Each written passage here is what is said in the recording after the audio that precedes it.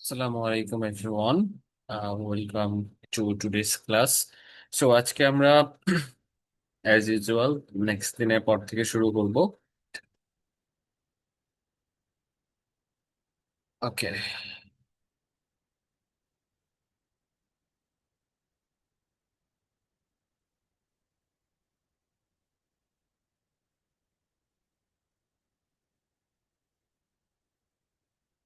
গতদিন আমরা মানে লাস্ট অনলাইন ক্লাস যেটা হয়েছিল ওখানে আমরা আল্ট্রাসোনিক অ্যাকচুয়েটরস সম্পর্কে ওভারঅল একটা পড়াশোনা করছিলাম। সো আজকে আমরা ম্যাগনেটোস্ট্রিকটিভ যে অ্যাকচুয়েটরটা আছে সেটা সম্পর্কে পড়াশোনা করব। সো ম্যাগনেটোস্ট্রিকটিভ অ্যাকচুয়েটর, কথাটা একটু কঠিন লাগতে পারে, কারণ ম্যাগনেটোস্ট্রিকটিভ এই জিনিসটার সাথে আই এম প্রিটি শিওর আপনারা এটা ফ্যামিলিয়ার না এই জিনিসটার রিলেটেড। সো ম্যাগনেটোস্ট্রিকটিভ জিনিসটা আসলে কি, দেখেন এমন কিছু ম্যাটেরিয়াল আছে। ফর এক্সাম্পল, ধরেন এটা একটা ম্যাটেরিয়াল, এটার নাম দিলাম আমরা এ, ঠিক আছে। সো এই কিছু ম্যাটেরিয়াল আছে, সেখানে যদি আপনি ম্যাগনেটিক ফিল্ড অ্যাপ্লাই করেন তাহলে সেগুলো হচ্ছে তার অবস্থার বা সাইজ বা আকার পরিবর্তন করতে পারে। তো এই স্ট্রাকচার বা এই ম্যাটেরিয়ালটার মধ্যে আপনি যদি একটা কয়েল দেন, সো এরপর হচ্ছে কয়েলটাকে যদি ব্যাটারির সাথে কানেক্ট করে দেন, ঠিক আছে, তো কি হবে, এই যখন এটার মধ্য দিয়ে কারেন্ট যাবে তখন কয়েলের মধ্য দিয়ে হচ্ছে একটা ম্যাগনেটিক ফিল্ড জেনারেট হবে। এই ম্যাগনেটিক ফিল্ডটার কারণে এই যে ম্যাটেরিয়ালটা আমার আছে এই ম্যাটেরিয়ালটার আকার চেঞ্জ হবে, আকৃতি চেঞ্জ হবে, সংকুচিত বা প্রসারিত হবে। সো এই ধরনের ইফেক্টটাকে বলা হয় ম্যাগনেটোস্ট্রিকটিভ ইফেক্ট। ওকে, সো এখানে হচ্ছে আপনাদের লেখা আছে, the magnetostrictive effect occurs when certain materials change their shape or size in response to a magnetic field.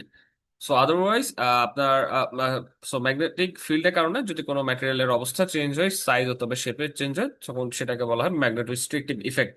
তো যেহেতু অ্যাকচুয়েটর মানে হচ্ছে আমাদের অবস্থার পরিবর্তন, শেপের পরিবর্তন বা সাইজের পরিবর্তন অথবা কোনো মোশন, সো আমরা এই যে ফেনোমেননটা এটাকে আমরা চাইলে অ্যাকচুয়েটর হিসেবে ইউজ করতে পারি। ওকে, সো ম্যাগনেটোস্ট্রিকটিভ অ্যাকচুয়েটর দেখতে কেমন হয়, এটা দেখতে এমন হয়। পুরো স্ট্রাকচারটা এখানে, ওভারঅল স্ট্রাকচারটা এখানে দেওয়া আছে। এটাতে কি কি থাকে, এই যে এই জিনিসটা, এটা হচ্ছে আমাদের ম্যাগনেটোস্ট্রিকটিভ ম্যাটেরিয়াল। তো অনেক ধরনের ম্যাগনেটোস্ট্রিকটিভ ম্যাটেরিয়াল থাকে, তার মধ্যে একটা খুবই কমন ম্যাগনেটোস্ট্রিকটিভ ম্যাটেরিয়াল হচ্ছে টেরফেনল ডি। টেরফেনল ডি এটা একটা ম্যাটেরিয়াল, এটাতে যদি আপনি ম্যাগনেটিক ফিল্ড অ্যাপ্লাই করেন তাহলে তার কিন্তু সাইজের পরিবর্তন হয়, সে এক্সপান্ড করে না হলে কন্ট্রাক্ট করে, মানে কম্প্রেস করে, ঠিক আছে। সো এই ম্যাটেরিয়ালটা চারোদিকে দেখেন কয়েল দেওয়া আছে, ঠিক আছে, ব্ল্যাক কালারের কয়েল দেওয়া আছে। ওকে, এবং এটাকে একটা কয়েলটাকে একটা ব্যাটারি সোর্সের সাথে কানেক্ট করা হয়, এসি অথবা ডিসি সোর্সের সাথে এখানে কানেক্ট করা হয়। এছাড়া আর কি কি আছে এখানে, পুরা হাউজিং আছে, মানে হাউজিং বলতে এখানে পুরো বডিটার কথা বলা হচ্ছে। একটা স্প্রিং আছে, ঠিক আছে। স্প্রিংটা কেন দেওয়া হয়েছে, ধরেন এই যে ম্যাটেরিয়ালটা থাকবে এটা তো সংকুচিত হবে না হলে প্রসারিত হবে, তাই না? তো স্প্রিংটা মূলত এই জন্য দেওয়া হয়েছে যাতে কন্টিনিউয়াস সংকুচিত সংকুচিত প্রসারিত সংকুচিত প্রসারিত এরকম তার সাইজের অবস্থা বা বা লোক কি বলে, হ্যাঁ, শেপের পরিবর্তন করতে পারে, দ্যাটস এখানে স্প্রিংটা দেওয়া হয়েছে। সো আপনি সিম্পলি এখানে যদি ভোল্টেজ সোর্স দেন তাহলে হচ্ছে ম্যাটেরিয়ালটা তো নিজস্ব ধর্ম আছেই, ম্যাগনেটিক ইফেক্ট পাইলে সে তার অবস্থা পরিবর্তন করবে। তখন হচ্ছে ধরেন এটা যদি এক্সপান্ড করে এতটুকু চলে আসে তখন স্প্রিংটা এরকম সংকুচিত হয়ে যাবে, আর যদি কম্প্রেসড করে এদিকে চলে যায় তখন স্প্রিংটা আরো এরকম বাড়বে, ঠিক আছে। সো এটা মূলত এভাবেই কাজ করে ম্যাগনেটোস্ট্রিকটিভ অ্যাকচুয়েটর। মানে ওভারঅল ব্যাখ্যা দেওয়া আছে, এগেইন আপনারা চাইলে পড়ে নিতে পারেন, ঠিক আছে। ওকে, এখন নেক্সট যে আমাদের টপিক সেটা হচ্ছে সারফেস অ্যাকোস্টিক ওয়েভ। কাকে বলে সারফেস অ্যাকোস্টিক ওয়েভ? আমরা কিন্তু স্টিল অ্যাকচুয়েটরের মধ্যেই আছি, আমাদের যে উইক ফোরে যে স্লাইডটা এটা পুরোটাই কিন্তু অ্যাকচুয়েটর নিয়ে আলোচনা। আমরা অনেকগুলো অ্যাকচুয়েটর আসলে পড়ে ফেলছি, আমি যদি আপনাদেরকে ওভারঅল একটা ধারণা দেই যে কয়টা পড়ছি। আমরা অ্যাকচুয়েটর শুরু করছিলাম, ইলেকট্রোস্ট্যাটিক অ্যাকচুয়েটর পড়ছি, দুইটা টাইপের পড়ছি ইলেকট্রোস্ট্যাটিক অ্যাকচুয়েটর। দেন থার্মাল অ্যাকচুয়েটর পড়ছি, আল্ট্রাসোনিক অ্যাকচুয়েটর পড়ছি, ম্যাগনেটোস্ট্রিকটিভ অ্যাকচুয়েটর এখন পড়লাম একটু আগে। আজকে পড়বো হচ্ছে সারফেস অ্যাকোস্টিক ওয়েভস। এটাও এক ধরনের কিন্তু অ্যাকচুয়েটর, বাট এটার নামটা একটু আলাদা। আমরা দেখবো এটার নামের পাশাপাশি এটা কিন্তু কাজও আলাদা। সো আমরা এটা দেখবো মূলত কিভাবে কাজ করে। ওকে।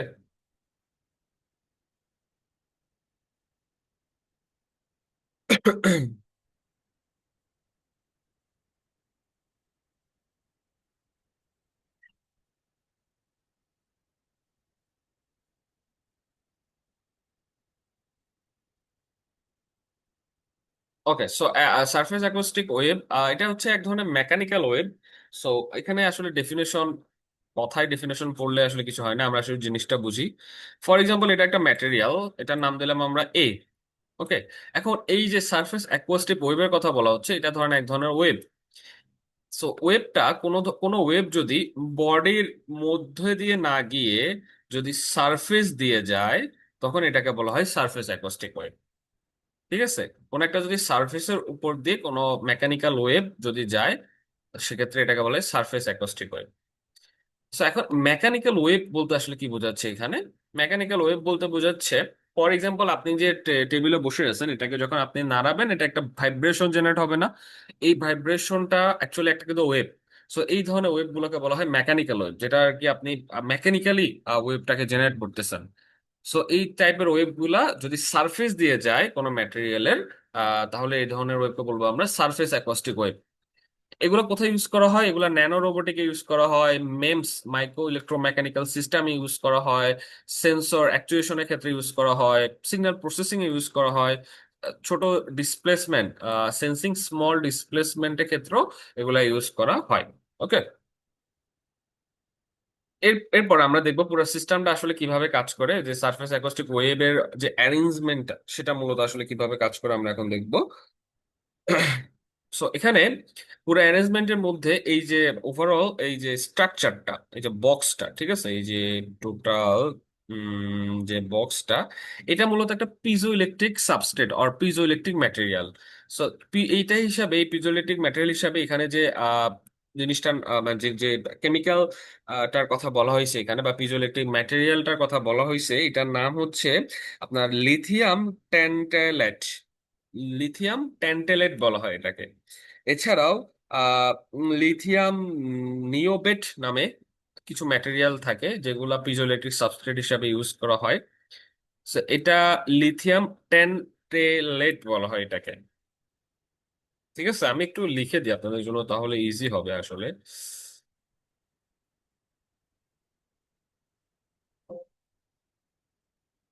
লিথিয়াম ট্যান্টেলেট। ওকে।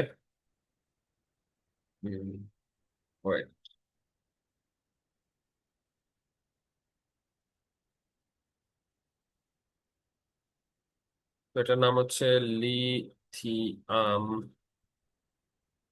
ট্যান্টে ট্যান্টেলেট।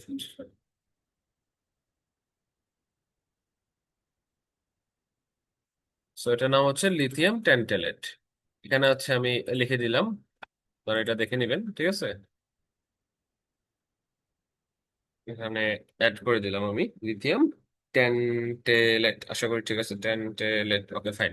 লিথিয়াম ট্যান্টেলেট। এছাড়া লিথিয়াম নায়োবেট, নায়োবেট নামে আরো ম্যাটেরিয়াল আছে। লিথিয়াম নায়োবেট তো ওটা লাগবে না, আপনারা এটাই শিখেন, লিথিয়াম ট্যান্টেলেটটা শিখলে হবে আসলে। ওকে। পুরা, তাহলে পুরা ম্যাটেরিয়ালটা, এই যে পুরা ম্যাটেরিয়ালটা আমাদের আছে, এই ম্যাটেরিয়ালটা কি দিয়ে তৈরি? এটা পুরো ম্যাটেরিয়ালটা হচ্ছে আমাদের লিথিয়াম ট্যান্টেলেট দিয়ে তৈরি, বা পিজো ইলেকট্রিক ম্যাটেরিয়াল দিয়ে মূলত তৈরি। ওকে। এরপর এটার মধ্যে একটা স্ট্রাকচার থাকে। এই ধরনের স্ট্রাকচারকে বলা হয় inter digital transducer. Inter digital structure বলা হয়, মানে কি ধরনের স্ট্রাকচারের কথা বলতেছি দেখেন। ধরেন এরকম কিছু খাঁজ কাটা স্ট্রাকচার আছে, যেটার একটা সাইড এরকম, এন্ড আরেকটা সাইড হচ্ছে এরকম, আরেকটা সাইড হচ্ছে এরকম।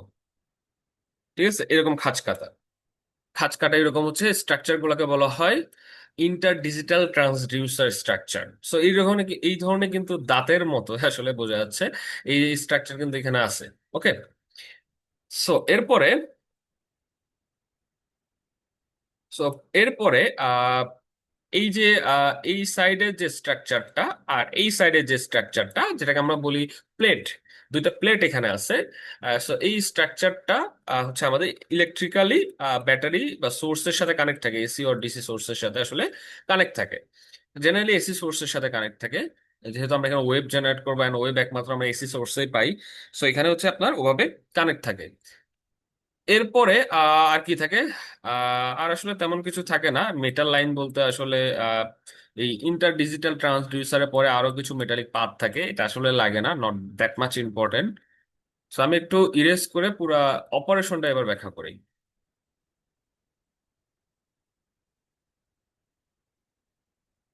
সো আপনি যদি একটা ইলেকট্রিক্যালি দুইটা প্লেটকে কানেক্ট করেন, তাহলে যেহেতু এখানে ইলেকট্রিক্যাল চার্জ আসতেছে, এন্ড এই ম্যাটেরিয়ালটা একটা পিজো ইলেকট্রিক ম্যাটেরিয়াল, তাহলে ইলেকট্রিক চার্জের কারণে বা ইলেকট্রিক ভোল্টেজের কারণে এই যে পিজো ইলেকট্রিক ম্যাটেরিয়াল আছে, এটাতে কিন্তু এক ধরনের মুভমেন্ট জেনারেট হবে, বা এক ধরনের এক্সপান্ড আর কম্প্রেশন, যেটাকে আমরা বলতেছি মোশন জেনারেট হবে, মুভমেন্ট জেনারেট হবে। সো এই মুভমেন্টের কারণে এই যে স্ট্রাকচারটা হবে, এটা কিন্তু ভাইব্রেট করতে থাকবে, এরকম হচ্ছে কাঁপতে থাকবে। এরকম হচ্ছে কি করবে, কাঁপতে থাকবে পুরো স্ট্রাকচারটা। এই কাঁপাকাঁপির কারণে এক ধরনের ভাইব্রেশনের যে জেনারেট হবে, এই ভাইব্রেশনটাকে আমরা সারফেস অ্যাকোস্টিক ওয়েভ বলতেছি। এই ভাইব্রেশনের কারণে যে ওয়েভটা জেনারেট হবে, এটা সারফেস দিয়ে ভাবে দেখেন চলাফেরা করবে, এটাকে বলা হয় অ্যাকচুয়ালি সারফেস অ্যাকোস্টিক ওয়েভ। পুরো অপারেশনটা খুবই সিম্পল, খুবই ইজি, অ্যাকচুয়ালি আর কিছুই হয় না। জাস্ট ভাইব্রেশন হবে, ভাইব্রেশন হয়ে সারফেস অ্যাকোস্টিক ওয়েভ জেনারেট করবে। ঠিক আছে? ওকে। এরপরে আমার এখানে পুরো অপারেশনটা এখানে আমাদের ব্যাখ্যা করে দেওয়া আছে, আমি পুরো জিনিসটা একবার স্টেপ বাই স্টেপ বলে যাচ্ছি। এসি ইলেকট্রিক্যাল সিগন্যাল আপনি অ্যাপ্লাই করলেন। এসি ইলেকট্রিক্যাল সিগন্যালটা যখন ইন্টার ডিজিটাল ট্রান্সডিউসারে আসলো, তখন যেহেতু আমাদের সাবস্ট্রেটটা পিজো ইলেকট্রিক, তো ইলেকট্রিক সিগন্যালকে এটা মেকানিক্যাল ভাইব্রেশনে কনভার্ট করে ফেললো। এই ভাইব্রেশনটা পুরা যে আমাদের এই ভাইব্রেশনটা বা ওয়েভটা পুরা সারফেসটা বা ম্যাটেরিয়ালটার যে সারফেসটা আছে এটা জুড়ে যাবে, ট্রাভেল করবে, এবং ট্রাভেল করার কারণে এই যে পুরো ওয়েভটা, এটাকে বলা হয় সারফেস অ্যাকোস্টিক ওয়েভ। এখন এই যে ওয়েভটা, ফর এক্সাম্পল ধরেন এটা একটা সারফেস অ্যাকোস্টিক ওয়েভ।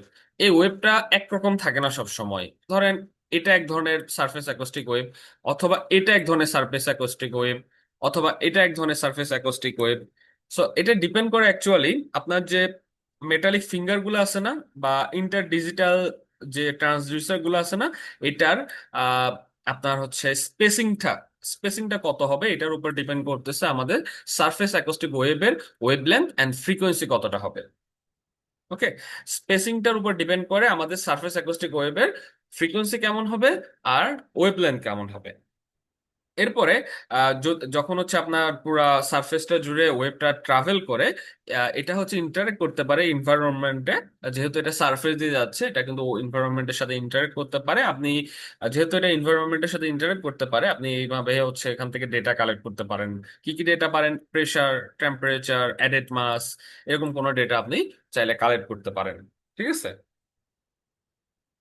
সো এখানে ওভারঅল পুরো জিনিসটা আসলে এইভাবে কাজ করে। এন্ড এটা সব থেকে ভালো একটা এক্সাম্পল কিন্তু হচ্ছে আমাদের টাচ স্ক্রিন। আমাদের যে মোবাইলের টাচ স্ক্রিন গুলো আছে, এখানে কিন্তু সারফেস অ্যাকোস্টিক ওয়েভটা অ্যাপ্লাই করা হয়, এই ধরনের অ্যারেঞ্জমেন্টটা মূলত এখানে কাজ করে। So, কিভাবে কাজ করে আপনারা যদি একটু চিন্তা ভাবনা করেন, যে ধরেন এটা আপনাদের টাচ স্ক্রিন, এখানে যে স্ট্রাকচারটা আছে এটা হচ্ছে আমাদের মোবাইল ফোনের টাচ স্ক্রিন। ওকে। সো এখন এখানে কানেকশন যেহেতু দেওয়া আছে, ওভারঅল ইলেকট্রিক্যালি এটা কানেক্টেড, তো এখানে একটা সারফেস অ্যাকোস্টিক ওয়েভ যাবে। এখন আপনি ধরেন মোবাইলে টাচ করতেছেন, আপনি একটা আঙ্গুল এখানে হচ্ছে পুশ করছেন, এখানে একটা ফোর্স অ্যাপ্লাই করছেন, তাই না? ফোর্স অ্যাপ্লাই করার কারণে এই ওয়েভটা কিন্তু চেঞ্জ হয়ে যাবে, তাই না? এই ওয়েভটার কিন্তু অ্যামপ্লিটিউড, ফ্রিকোয়েন্সি সব কিন্তু চেঞ্জ হয়ে যাবে। আবার যখন আপনি টাচটা সরাই ফেলছেন, ফোর্সটা সরাই ফেলছেন, আপনার কিন্তু এই ওয়েভটার আবার অ্যামপ্লিটিউড এন্ড ফ্রিকোয়েন্সি আরেকটা পর্যায়ে চলে যাবে বা আগের জায়গায় চলে যাবে। এইভাবে মূলত টোটাল অ্যানালাইসিসটা করা হয়, টোটাল ক্যালকুলেশন গুলো করা হয়, যে কখন হাতের চাপ পড়তেছে, কখন হাতের চাপ সরে যাচ্ছে, কতবার টাচ হচ্ছে। এই জিনিসগুলো মূলত এইভাবে মূল্যায়ন করা হয় সারফেস অ্যাকোস্টিক ওয়েভ ব্যবহার করে। ঠিক আছে? সেটা মনে রাখবেন, ইম্পর্টেন্ট পয়েন্ট, যে এটা কোথায় ইউজ করা হয়, এটা হচ্ছে আমাদের আমাদের মোবাইল ফোনের স্ক্রিনে ইউজ করা হয়, মোবাইল ফোনের স্ক্রিনে ইউজ করা হয়। আমি এটা এখানে লিখে দিই, used in our mobile phone screen. Mobile ফোনের স্ক্রিনে কিন্তু এটাকে ইউজ করা হয়। ঠিক আছে, এটা যদি আমি আপনাদেরকে দেখাই আসলে সারফেস অ্যাকোস্টিক ওয়েভের বিষয়টা। সার্ফ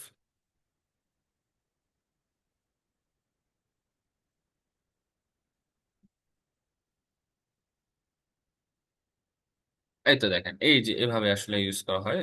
এখানে হচ্ছে একটু ব্যাখ্যা দেওয়া আছে। এইভাবে যখন টাচ দিবে, ঠিক আছে, এই মোবাইল ফোন বা ইয়েতে টাচ দিলে এটা কিন্তু অ্যাকোস্টিক ওয়েভটা কিন্তু তার অবস্থার একটা ওভারঅল স্ট্রাকচারে কিন্তু একটা পরিবর্তন হবে যখন টাচ করবে বা ফোর্স পড়বে। বা ফোর্সটা সরাই ফেললে তার অবস্থার পরিবর্তন হবে, আরেকটা পর্যায়ে চলে যাবে। এভাবে মূলত আসলে ইউজ করা হয়। Not that much hard.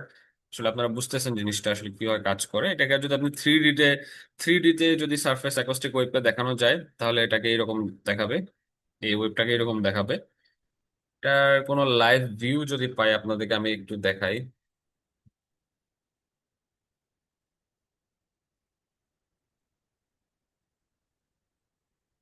উম,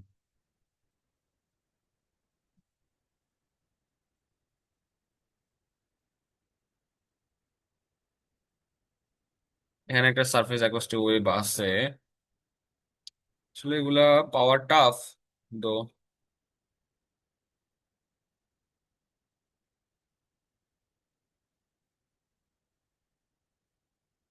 ওকে, এটা আপনারা হয়তো বুঝতে পারবেন। 2D তে 3D তে সারফেস অ্যাকোস্টিক ওয়েভের ইয়েটা দেখানো হয়েছে। দেখেন সারফেস অ্যাকোস্টিক ওয়েভটা কিভাবে যায়। এতে দেখেন এইভাবে এইভাবে এইভাবে এইভাবে যায়। এটা হচ্ছে সারফেস অ্যাকোস্টিক ওয়েভ, সারফেস দিয়ে যাচ্ছে। ঠিক আছে, কিন্তু এইভাবে যায়, পুরো জিনিসটা হচ্ছে এভাবে যায়। সো এটাই হচ্ছে আপনাদের সারফেস অ্যাকোস্টিক ওয়েভ। আশা করি বুঝছেন আপনারা।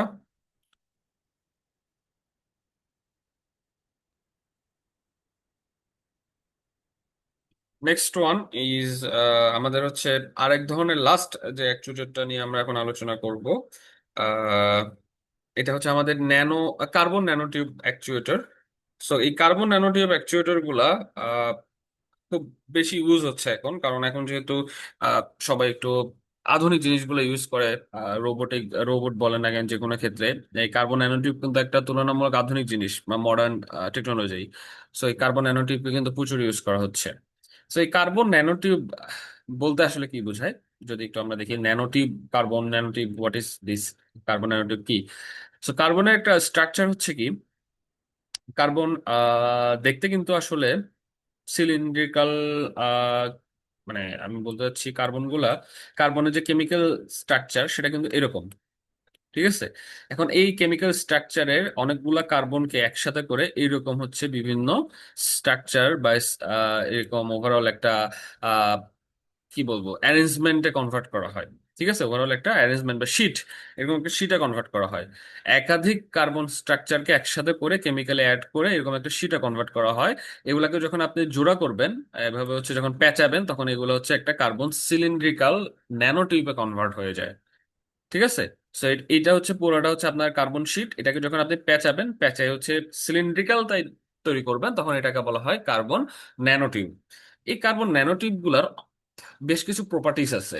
যেমন এগুলার মেকানিক্যাল প্রপার্টিস আছে, এগুলোর ইলেকট্রিক্যাল প্রপার্টিস আছে, অ্যান্ড অবভিয়াসলি এগুলোর থার্মাল প্রপার্টিস আছে।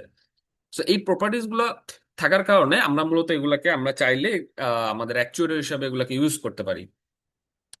তো অ্যাকচুয়েটর হিসাবে এগুলাকে কিভাবে ইউজ করা হয়, এখানে আপনাদের দুইটা স্ট্রাকচার বা দুইটা প্যানেল দেখানো আছে। একটা হচ্ছে এ প্যানেল, আরেকটা হচ্ছে বি প্যানেল। এ প্যানেলে পুরো স্ট্রাকচারটা যদি কথা বলি, উপরে যে প্রান্তটা এটা হচ্ছে, এই জায়গাটা হচ্ছে ন্যানোটিউব। এটা হচ্ছে আপনাদের সেই ন্যানোটিউব, কার্বন ন্যানোটিউব। আর নিচের যেটা অংশ এটা হচ্ছে গ্রাউন্ড প্লেন। ঠিক আছে, গ্রাউন্ড প্লেনটা ফিক্সড, এটা তার অবস্থার পরিবর্তন করতে পারে না। কিন্তু উপরের যে স্ট্রাকচারটা আছে, এই যে ন্যানোটিউবটা, এটা এই ন্যানোটিউব বা ন্যানো যে কার্বন স্ট্রাকচার, এগুলো কিছু বললাম না যে প্রপার্টিস আছে, এই প্রপার্টিসের কারণে সে কিন্তু তার অবস্থা পরিবর্তন করতে পারে। So, এখন এই যে এই স্ট্রাকচারটা ব্যাটারির মাধ্যমে কানেক্টেড, ব্যাটারির মাধ্যমে হচ্ছে সাপ্লাই দেওয়া হয়। সো আমরা দেখবো এখন যে মূলত কিভাবে এখান থেকে আমরা অ্যাকচুয়েশনটা পাবো।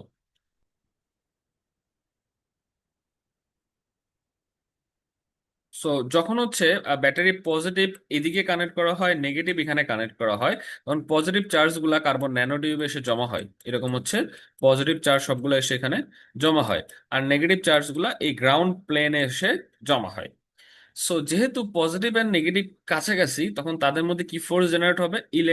ইলেকট্রোস্ট্যাটিক ফোর্স জেনারেট হবে। তখন তাদের মধ্যে ইলেকট্রোস্ট্যাটিক ফোর্স জেনারেট হবে। দ্যাটস ওয়াই নিচের যে আহ, যেহেতু এটা ফিক্সড, এটা কিন্তু মুভ করতে পারে না, তা উপরের যে পজিটিভ চার্জ গুলো আছে এগুলো কিন্তু নিচের দিকে বেন্ড হয়ে যাবে। স্ট্রাকচারটা, ন্যানোটিউবটা কি হয়ে যাবে? নিচের দিকে বেন্ড হয়ে যাবে, নিচের দিকে পড়ে যাবে, এবং একটু বাঁকা হয়ে নিচের দিকে আসতে চাইবে।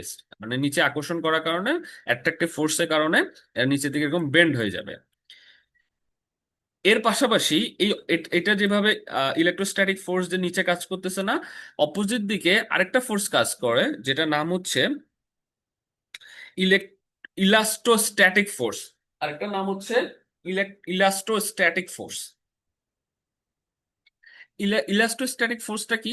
রাবার জাতীয় যে জিনিসগুলো আছে, রাবার জাতীয় জিনিসগুলোকে আপনি যখন টেনে ধরবেন, এগুলা দেখবেন যে ছেড়ে দিলে আবার আগের জায়গায় ফেরত আসে।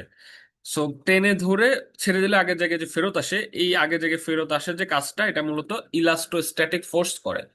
ইলাস্টিক যে এলিমেন্ট গুলো আছে সেগুলোতে মূলত ইলাস্টোস্ট্যাটিক ফোর্সের কারণে এগুলো আগের জায়গায় ফেরত আসে।